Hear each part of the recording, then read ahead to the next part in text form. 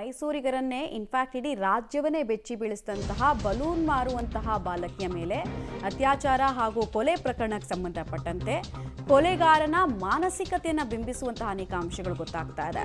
ಬಾಲಕಿಗೆ 19 ಸಲ ಚಾಕುವಿನಿಂದ ಆರೋಪಿ ಕಾರ್ತಿಕ್ ಇರಿದಿದ್ದ ಅನ್ನೋದು ತಿಳಿದು ಬರ್ತಾ ಇದೆ.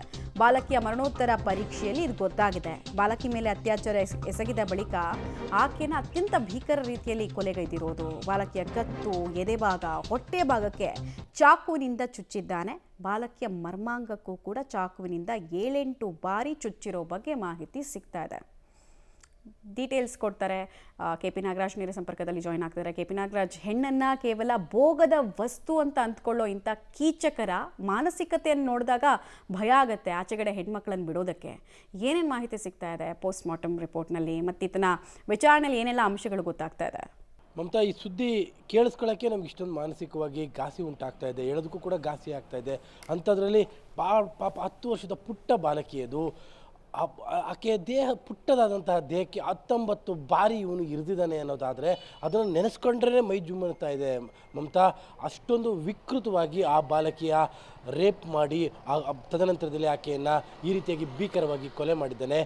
ಮರಣೋತ್ತರ ಪರೀಕ್ಷೆಯ ವರದಿಯಲ್ಲಿ ಈ ಅಂಶಗಳು ಈಗ ಬಯಲಾಗಿರುವಂಥದ್ದು ಮತ್ತು ಅವನು ಕುಡಿದ ನಶೆಯಲ್ಲಿದ್ದ ಅನ್ನುವಂಥದ್ದು ಕೂಡ ವೈದ್ಯಕೀಯ ವರದಿಯಲ್ಲಿ ಗೊತ್ತಾಗ್ತಾ ಇದೆ.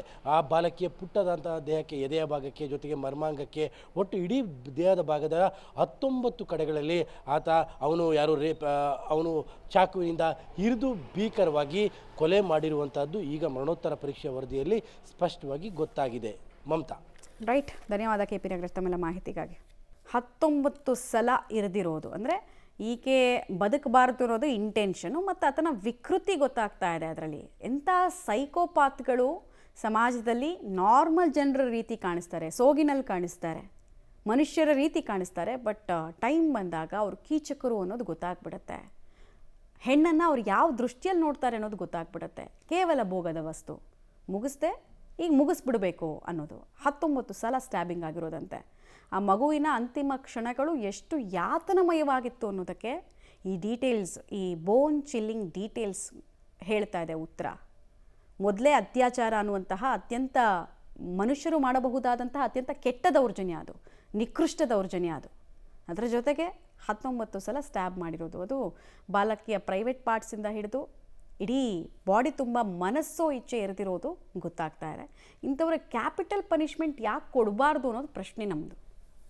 ಕೇವಲ ಮರಣದಂಡನೆನ 4 ಗೋಡೆಗಳ ಮಧ್ಯೆ ಕೊಡೋದಲ್ಲ. ಕ್ಯಾಪಿಟಲ್ ಪನಿಷ್ಮೆಂಟ್ ಅಂದರೆ ಸಾರ್ವಜನಿಕರ ಎದುರು ನೇಣು ಹಾಕಬೇಕು.